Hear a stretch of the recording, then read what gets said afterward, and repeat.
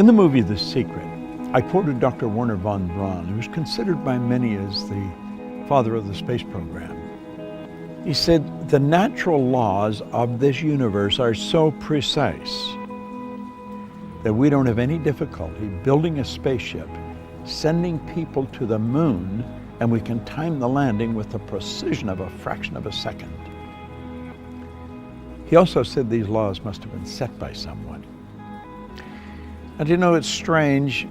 It's not that long ago when science and religion were really considered antagonistic.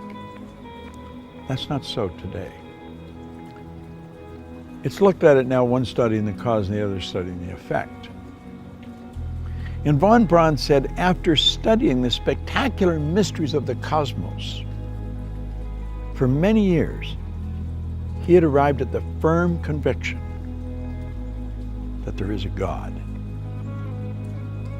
I see the laws as God's modus operandi. It's how everything happens. The Secret was based on the concept of law of attraction.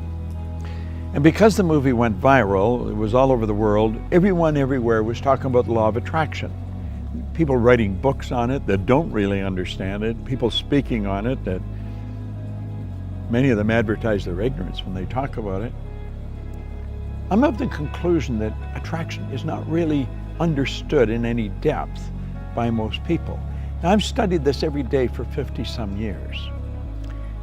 And I can assure you, attraction is a law, but it's a secondary law. The primary law is the law of vibration.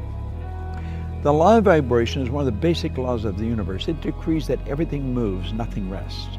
We literally live in an ocean of motion. Do you know that everything is an expression of the same thing? The leaves, the tree, the cement, the body, the clothes. It's all energy at a different rate of vibration. You see, your body is a molecular structure in a very high speed of vibration. Your brain is an electronic switching station. Your brain does not think, but you think with your brain. There's a difference. As you activate brain cells, you set up a vibration in your body. For me to just move my hand like that, I had to activate brain cells or my hand wouldn't have done it. If a person's had a stroke, where the blood just stops going to a section of the brain, those brain cells become dead. The movement in the body, in that part of the body that is controlled by those cells, stops. Vibration is something that must be understood if you're going to take control of your health. It must be understood if you're going to take control of your relationships. It must be understood if you want to become wealthy. And if you want to really master the art of selling, vibration is an essential. You've got to understand it. And yet almost all the sales training programs that are done worldwide have nothing about the law of vibration in them. As Robert Louis Stevenson said, everybody's selling. You're selling an idea, a product, or a service. And it's true. The teacher's selling the student. The parent's selling the child's selling the parent. Well, what do we mean selling? Well, the professional salesperson understands that selling is doing something for someone, not to someone. And the professional will sit down and they will get to know the prospect. They will find as much about the prospect as they can. They'll have permission to ask the prospect questions. They'll gather a lot of information and they find out where the prospect wants to go, what they want to accomplish. They mentally get on the prospect's frequency and help the prospect go to where they want to go.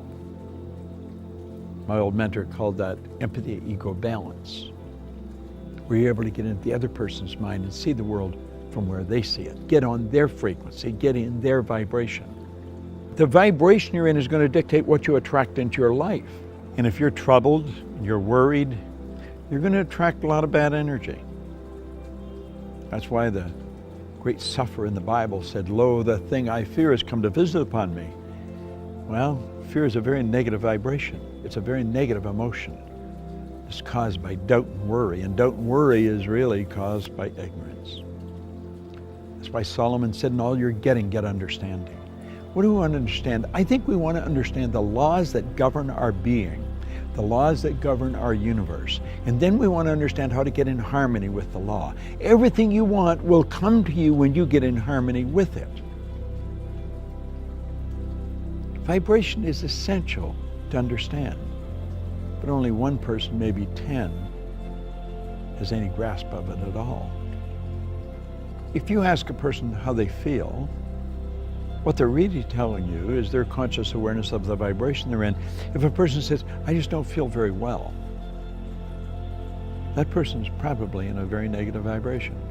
A person said, I feel wonderful, they're in a very good vibration. If you're in a really good vibration and you're with a person that's very negative, you will not feel comfortable in their presence. Feeling, conscious awareness, vibration. You don't feel comfortable in their energy and you want to get away from them. Now, if you were negative and they're negative, you're going to come together. Misery loves company. See, these old sayings are all based on laws. It's hard to believe that two miserable people would be comfortable together, but if you understand they're both on the same frequency, they're both listening to the same music. You'll often hear a person that went for a walk in the woods. They said it was so pleasant. Why?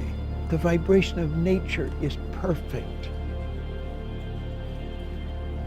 That's why a walk in the woods leaves you feeling so good.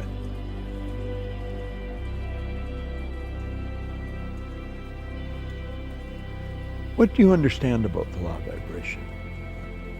That's a good question to ask yourself. I'm going to give you a small exercise.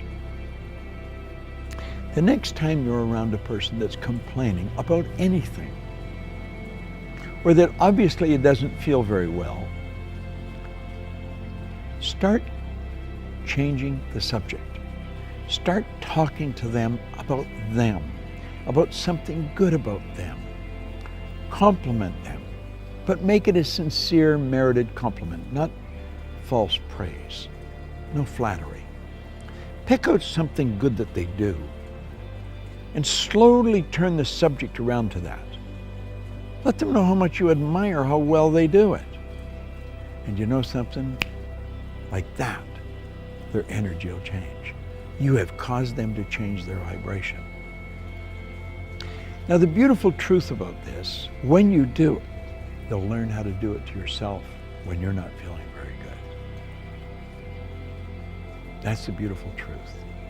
We are in control of how we feel. I was reading something by Viktor Frankl, the author of Man's Search for Meaning, a Viennese psychiatrist, spent the war years in a concentration camp. He said, in every situation, there is a space between the situation and how you respond to it. And in that space, you can decide how you're going to respond. Now, that space may only be a millisecond, but in that space, you can decide, are you going to react or are you going to respond? Think of it. In every situation, between the situation and your response, there is a space. And in that space, you can decide how you're going to respond. Vibration is something that I love studying. When you're in a restaurant or in a store or any place where the energy is really good,